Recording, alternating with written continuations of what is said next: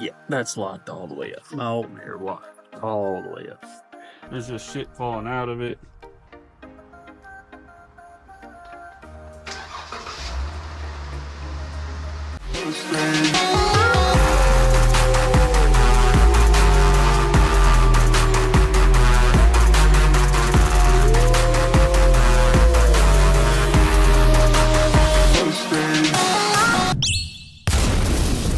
Alright, so today what we're going to be doing is I'm going to be finishing up this. Well, I say finishing up the start of this. So the whole point of me getting this car anyway was because that car has essentially a bent frame. Here, let me show you. Pretty much what happened is right behind the front wheel, that's where the K member is. I can show that a little bit better off later. Actually, you can just barely see it behind the wheel under there. That's where the K member connects, which holds the engine. So I bought this car with rear end problems, knew it had to have the rear end rebuilt, but nobody knew why it kept going out. And also they only had tried it like once or twice. So it's very possible that the mechanic themselves didn't know what they were doing. So I got it and rebuilt it multiple times.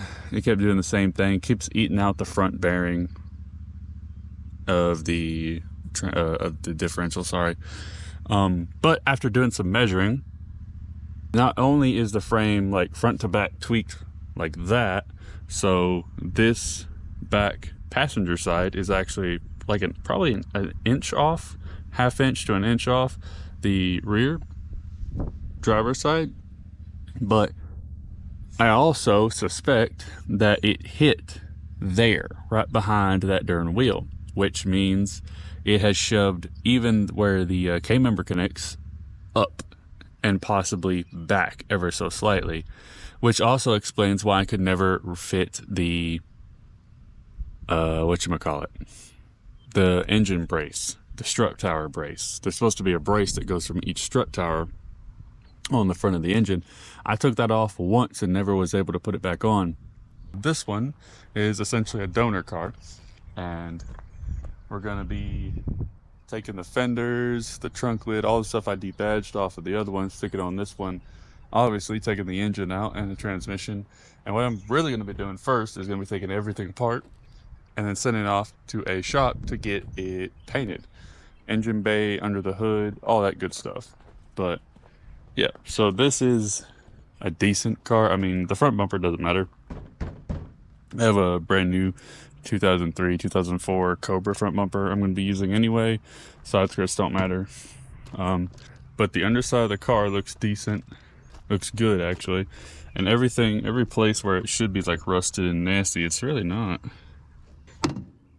Really nice. Here, I'm going to try to show you up under the car for a second. There. So this right here is where the K member is connected.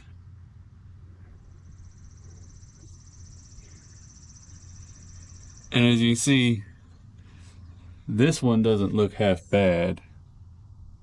But if I go over here, and show you this one, you'll see what I mean. Give me a second. So if we look at this one,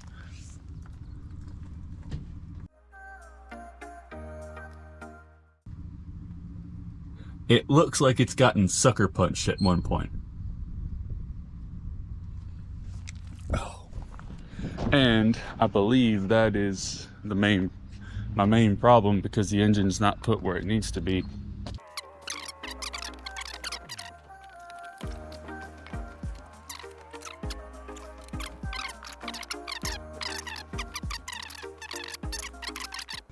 I just want a good chassis to start with. That's my main thing.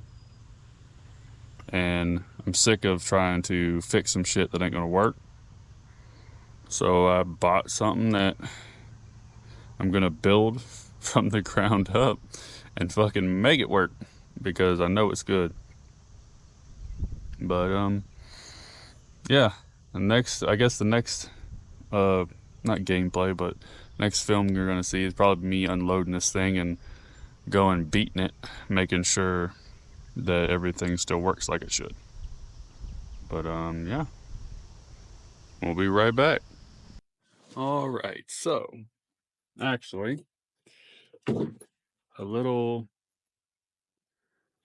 something that happened. I was actually supposed to go to a dentist appointment today, which I did end up going to the dentist appointment with my dad's old truck over there. But I went to go crank up mine, and this is what happened. So I have the 3.6 liter, and well, Yeah, that's locked all the way up. No, they're locked all the way up. basically I turned her on. As soon as I turned her on, it was kind of squealing, making weird noises and stuff. And then, well, I mean, I don't know how well it's gonna current. There you go.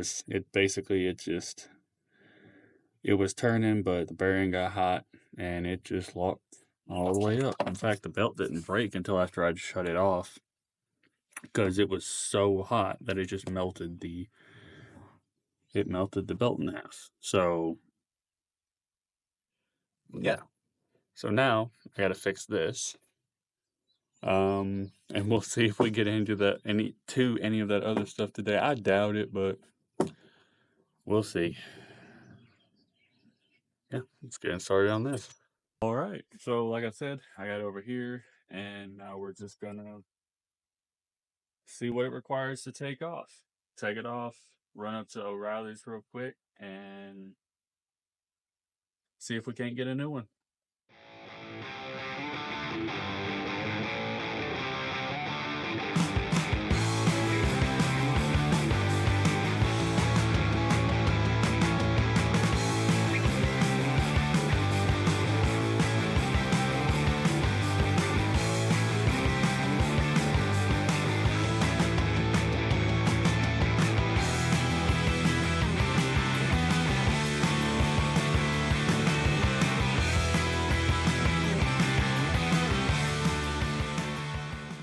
All right, and here's my alternator. I mean, there's just shit falling out of it. It's completely seized up. And that explains it. So now I'm just gonna run on down to O'Reilly's, pick me up a new one of these and a belt. We may have to wait, but I would assume not. This is a fairly common vehicle, very common engine. All right, and we are back, and after a small trip down to the local O'Reilly's and a sum total of $280 something. Okay, I got me alternator and a new belt. So the discount for working there does help a lot. I will go ahead and I'll admit that. Put that in the notes of the video. Yeah, I get a small discount because I work there, but nonetheless, let's get this sucker put back on.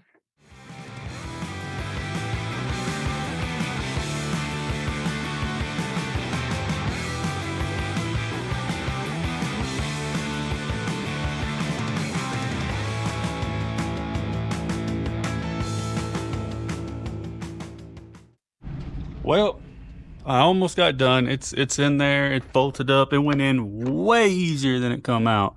Thank the Lord for that one. The tensioner still feels good, and the tensioner's flat. So this will make more sense here in a second. But the tensioner's flat, and it doesn't feel warped. It doesn't look warped. It doesn't feel warped. It spins perfectly fine. The tensioner moves perfectly fine. We're good with that. I noticed that there was I noticed an AC compressor over here. If you look, it's kind of hard to see. You might be able to see a bit better, but if you look down in the tracks, let me try to, if you look down in the tracks, I don't know, it's kind of hard to see there, but if you look down in the tracks, there's a lot of old belt material and everything, and that got me thinking, maybe I should clean them out. So I tried to clean out the metal pulleys. The metal pulleys would be the main, the AC, and one tensioner. However, if you actually look at this tensioner here,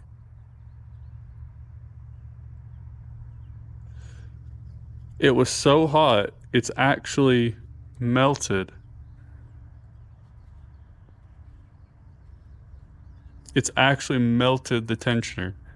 So although this tensioner still has a perfectly good bearing, now I gotta go back to O'Reilly's and buy not a tensioner, sorry, an idler. I need to go back to O'Reilly's and buy an idler pulley because this one is literally cooked. All right, went back to O'Reilly's, got a new pulley, and now I should be able to put the belt back on and see if it works.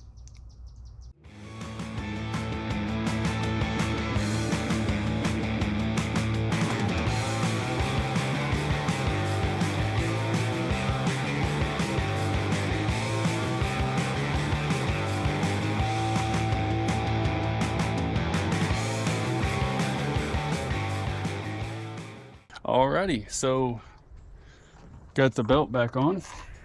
Now, here's the moment of truth.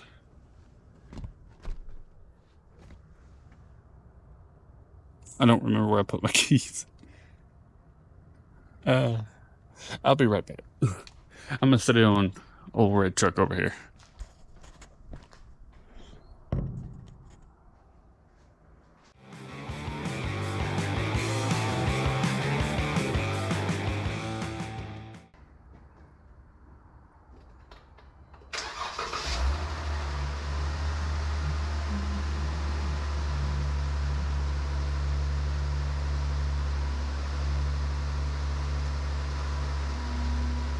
And just like that,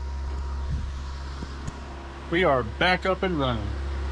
So, not sure how much we can actually see in the engine bay here. I can see a little bit. Everything looks and sounds good.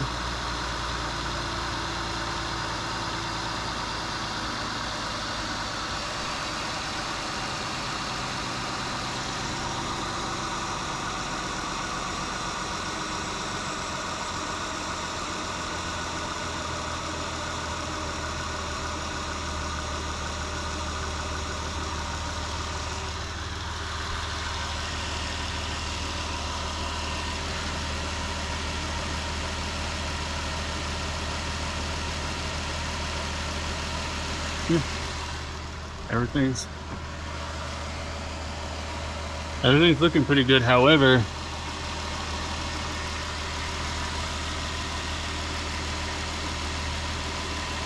I am hearing some tapping.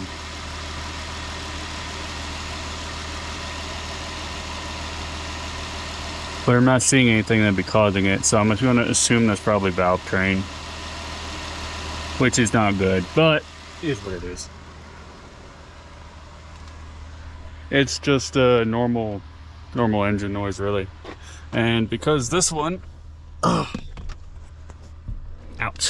because my truck has a lot of vehicle information on it.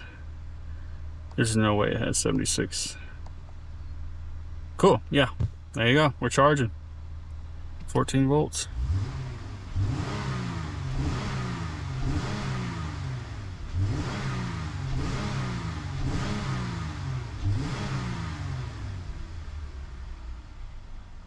Yeah, looks like we're good. I didn't hear any chirping. Let's go out there and make sure one last time the tensioner's still working properly.